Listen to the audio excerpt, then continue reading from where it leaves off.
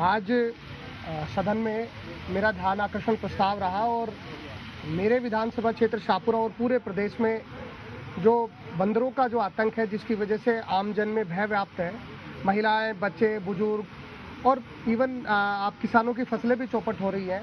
मैं एक आंकड़ा आपके सामने रखना चाहता हूँ। मेरे विधानसभा क्षेत्र शाहपुरा का 2025 में लगभग 4200 लोगों को रेबीज के टीके लगाए गए, जिसमें 90% जो रेबीज के टीके लगे वो बंदर के काटने से लगे। और इतनी बड़ी समस्या आज हो गई है, जंगल कम हो गए हैं और जो जंगलों के वन्य जीव हैं, जिसमें बंदर विशेष रूप से आबादी क्षेत्र में घूमने लग गए और आतंक इतना ज़्यादा हो गया कि महिलाएं, बच्चे यहाँ तक कि घर में सुरक्षित नहीं हैं, ना उनका आना जाना सुरक्षित है, ना वो छत पर जा सकते, बुजुर्ग बहुत परेशान है।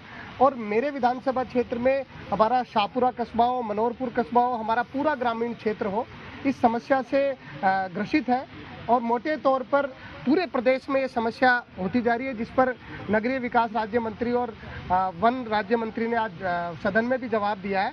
और मोटे तौर पर इन्होंने कहा है कि हम सब विधायकों से इसमें सुझाव मांग रहे हैं और हम कोशिश करते हैं कि प्रदेश में कौन सी ऐसी नीति बने जिसको लेकर के बंदर के लिए एक रिजर्व एरिया बनाया जाए, जहां पर बंदर को रखा जा सके।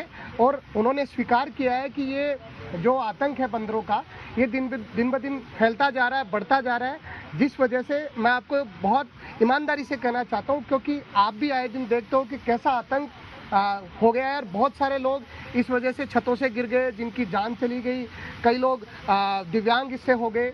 तो ऐसे हालात में, ऐसी परिस्थिति में प्रदेश में हमको एक नीति लानी पड़ेगी। दूसरी तरफ आबादी क्षेत्र में बंदर के आने के कारण आज ट्रांसफार्मर हैं बिजली के, उनके करंट से उनकी मौत हो रही है, बिजली की लाइनें जा रही हैं, तो उनको भी बहुत बड़ा नुकसान जो है बंदर जाति को, प्रजाति को, वो भी बहुत बड़ा। उनकी संख्या में भी मैं कहूँगा कि बहुत बड़ी संख्या ऐसी है जो दुर्घटनावश गाड़ी से हाईवे पर ऐसे उनकी भी मौत हो रही है। तो दोनों मानवीय मूल्यों और सारे मूल्यों को जोड़ते हुए बंदर को लेकर के प्रदेश की सरकार को एक विशेष नीति बनानी पड़ेगी और इसको लेकर के एक रिजर्व एरिया बंदर का एक अलग से बने, वो बहुत आवश्यक है। अन्यथा ये समस्या इतनी बढ़ जाएगी कि आने वाले समय में इस समस्या पर पार नहीं पाया जा सकेगा।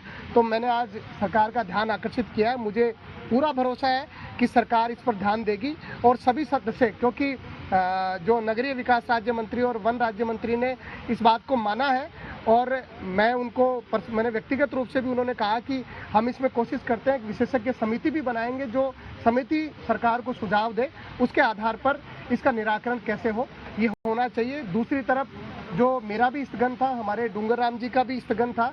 बीकानेर के जो रंजीतपुरा में जो सैन समाज की बच्ची की जो दुष्कर्म के बाद हत्या हो गई, अभी तक आरोपी नहीं पकड़े गए, 5000 से ज़्यादा लोग अभी तक धरने पर बैठे। इस प्रकार के अपराध महिलाओं के साथ, बच्चों के साथ, बच्चियों के साथ, ये राजस्थान के हालात बयां करता है कि राजस्थान में कानून की धज्जियां उड़ चुकी है और लोगों के मन से, अपराधियों के मन से कानून का भय खत्म हो गया है। और ये सरकार जो बेटी बचाओ बेटी पढ़ाओ की जो नारा देती है, उस पर एक कलंक है। तो आए दिन ऐसी घटनाएं बढ़ना प्रदेश के लिए चिंता का विषय है, हमारी महिला सुरक्षा के लिए चिंता का विषय है। माननीय मुख्यमंत्री हो, प्रदेश की सरकार हो, प्रधानमंत्री हो, आपको केवल भाषण में ये कहते हुए तो बहुत अच्छा लगता है कि आप ये बातें महिलाओं के उत्थान की बात करते हो, लेकिन जमीन पर वो बातें उलट साबित होती है और आज महिलाओं के साथ अन्याय, अत्याचार, दुराचार, हत्या ये पूरे देश में बढ़ती जा रही है। राजस्थान में महिला अत्याचार का ग्राफ लगातार बढ़ता जा रहा है। सैन समाज की बच्ची के साथ न्याय होना चाहिए। जल्द से जल्द आरोपियों को गिरफ्तार करके उनको फास्ट ट्रैक अदालत के साथ उनको जो सजा जो दी जानी चाहिए वो जल्द से जल्द दी जानी चाहिए। धन्यवाद।